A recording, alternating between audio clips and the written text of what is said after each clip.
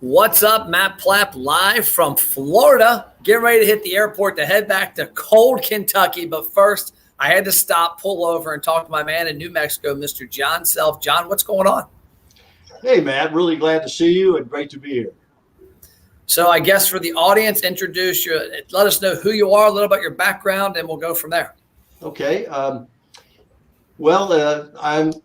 restaurant management background. After college, I had no idea what I wanted to do, and I was fortunate that Steak and Ale Restaurants. I don't know if you remember that chain, Yeah. but I was hired as a manager trainee, and I found I absolutely loved it. You know, no 2 days were the same. Fast pace. You interacted with a bunch of customers and employees and vendors, and great. I mean, it was just a very diverse day, and I absolutely loved it. It was perfect for me. And then after that, after about 16 years, I was with several restaurant chains, and somewhere during this time, I owned 3 restaurants and a comedy club. So you'll find a little bit of humor. My wife says very little humor, but I think it's funny. And then I had a midlife crisis and went back to school and have been teaching restaurant management at several universities throughout the country. And right now, I am professor emeritus at Cal Poly Pomona in California. Cool. That's awesome. It's a wild journey. And one thing you said there, Wild journey. I got birds attacking somewhere up here. One thing you said there that it really intrigued me, and it's kind of like why I like the restaurant business, but also why I like retail and what I do, is that no day's the same. You know, a lot of people go into an office, they sit at a desk, they type away at a spreadsheet. The restaurant business every day is ever evolving. It is, and you do a little computer work, you do a little analysis, you do a little bit of HR. You have personal problems with your customers and your employees that you try to solve, and I mean, every day is just totally different. I absolutely love the environment. Yeah, and yesterday I got a taste of that myself, getting to see it. We were meeting a restaurant owner down here in Cape Coral, and he called his wife at the restaurant and said, "Hey, tell Matt I'm running late. There's a freaking dragon in my car." And we're like, what?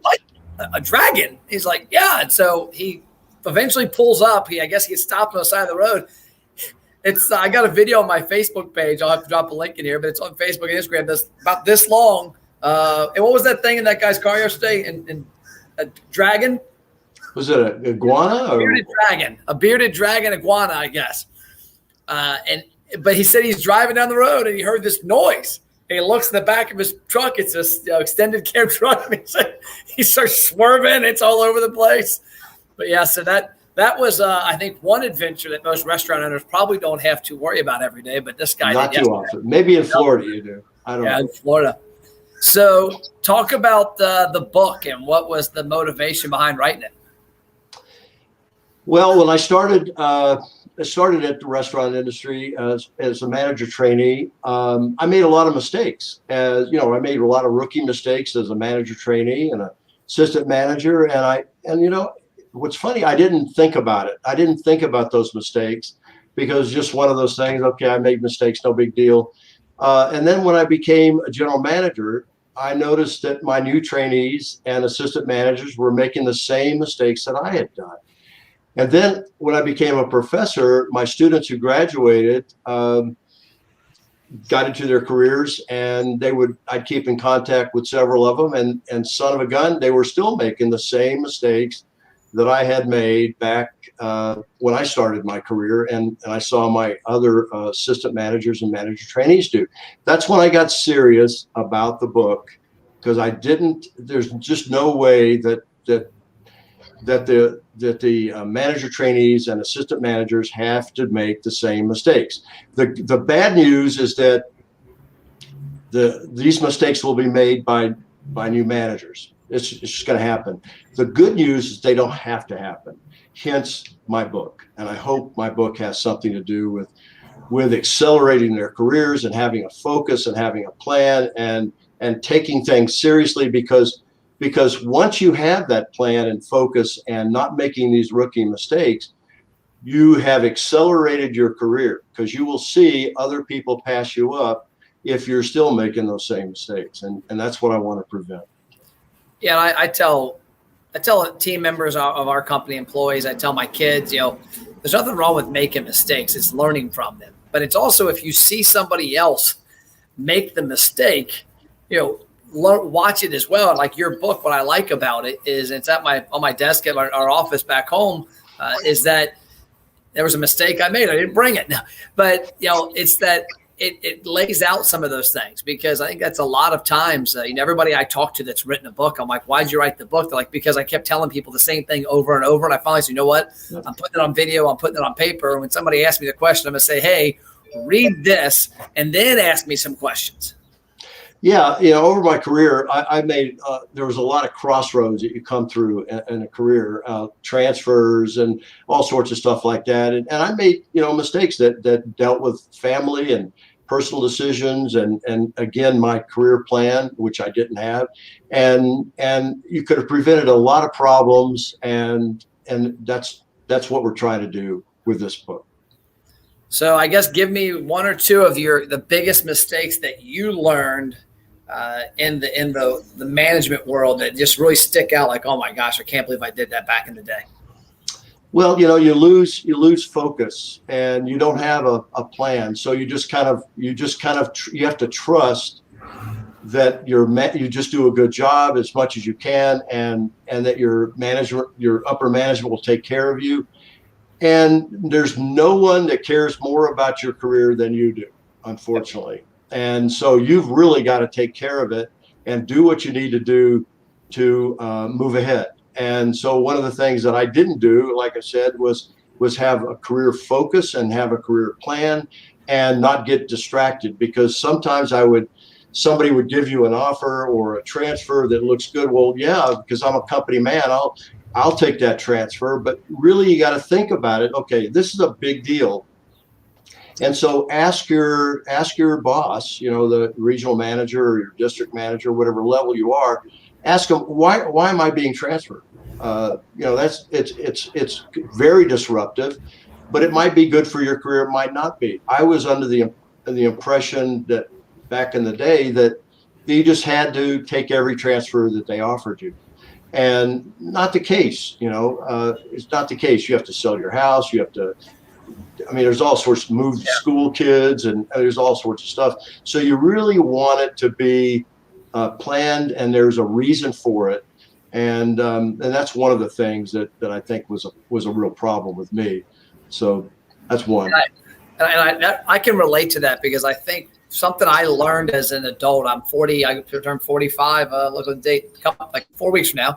So I turned 45. But in my 30s, I quit teaching myself, and I had this period of like 5 to 8 years probably where I didn't read, I didn't study, I didn't have a mentor. I was doing my job every day, but I wasn't really taking the steps to make myself smarter. Yeah. And when I hear you say that, that's exactly the same thing. As a lot of people get in there, I'm sitting outside of a place called Baja. How do you pronounce this? Baja Balls.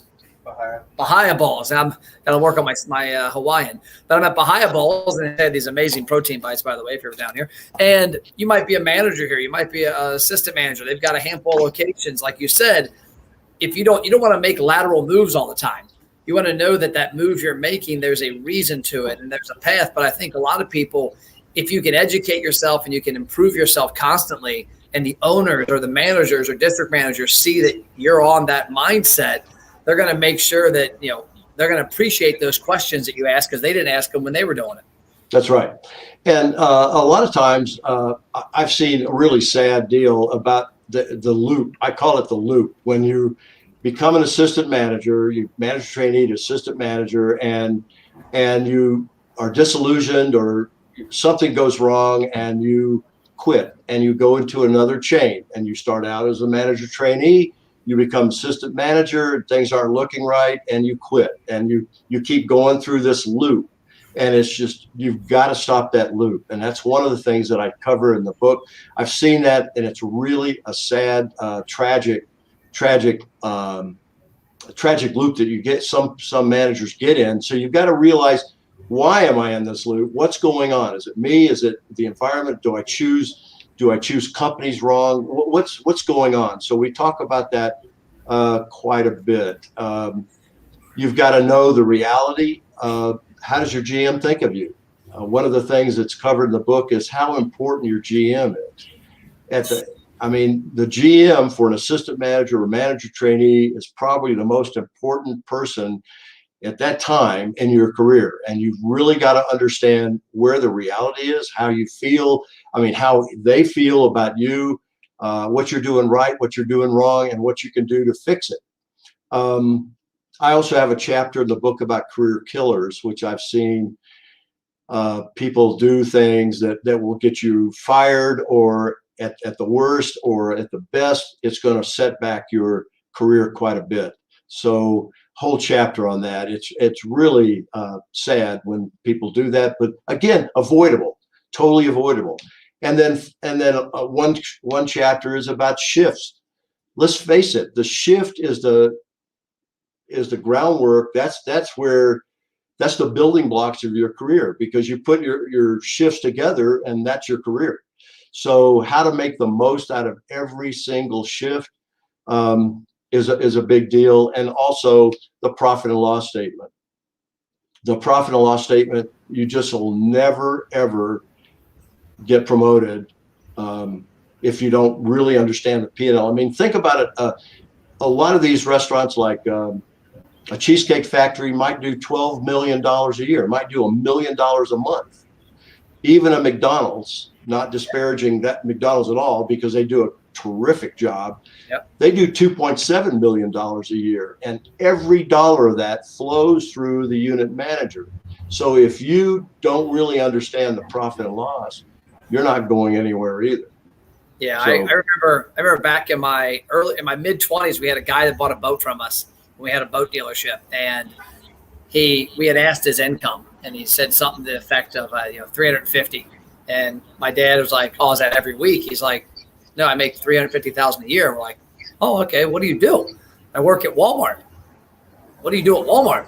He's like, "I'm a general manager." And at first we're like, "How does a general manager of Walmart?" And he said, "Do you realize how much money we get, how much in sales a Walmart does?"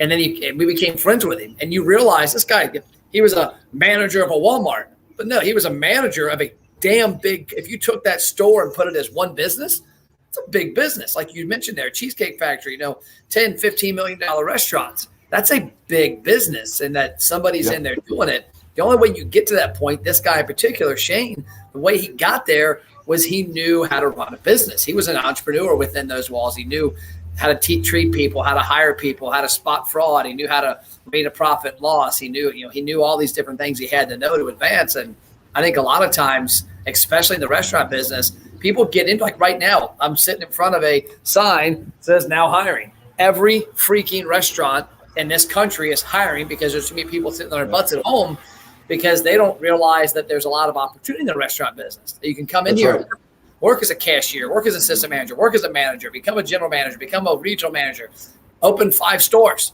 But you've got to take steps every year to educate yourself and become smarter at things like a profit and loss.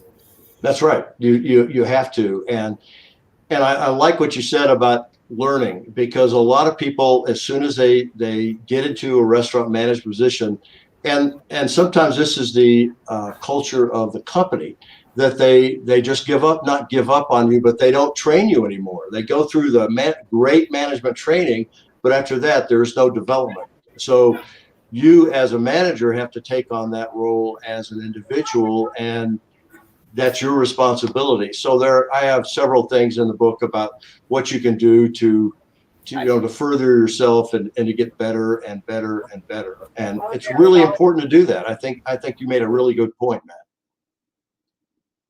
I think a lot of people just traditionally, especially I think when we get out of college, honestly, when you get out of school, you feel like you're done. And one thing I do pretty consistently, most mornings I start my morning at my house reading for about a half hour to 45 minutes in my office, which is off our stairs. And my son, I do it there's an intentional reason for it. I want my son, when he comes down the stairs before he gets his breakfast for school, he always looks and goes, "Hey, Dad," I want him to see what I'm doing, because I want him to know that, hey, I'm not 16 in high school, but every day you see me, I'm reading. And it's not a book about, something crazy. It's literally business. Like right now I'm reading a book on Amazon, and a couple weeks ago it's a different book, and he sees that there's hundreds of books in there. And I want him to understand that when you get out of college, like you've got to work on you now. You go work for somebody. Most companies ignore working on you. It's up to you to take your stuff to the next level. That's right. And a lot of people think that once they get out of school, they're no longer graded anymore. And that is so wrong, because every decision you make as a restaurant manager is graded. You don't get a chance to make it up. You can't retake the course. That is an impression that your general manager has of you. So every single decision you make, every shift you take, every P&L that comes out, that is a grade that is going towards your promotion or being passed over. Awesome. Well, I appreciate your time. I'm going to close the laptop, go hop on a plane, and go back to some cold weather versus this warm weather. So I can't wait to get out to New Mexico. I'm sure we'll get out. We won't come out in the summer because I don't want to melt. But hopefully this fall we'll get out there and be out there for America's Best Restaurants, and we can sit down face-to-face, meet, shake hands, and talk business. I'd love to do that, Matt. Look forward to seeing you. Thank you for having me. Everybody watching, make sure you go to Amazon, buy the book. But more importantly, after you buy the book and read it and you love it, go back and leave a review so that you can let John get the exposure there from Amazon and let people know that, hey, this is a book they need to read to help them take their career to the next level. Thanks, John. Thank you, Matt. Take care. You too. Bye.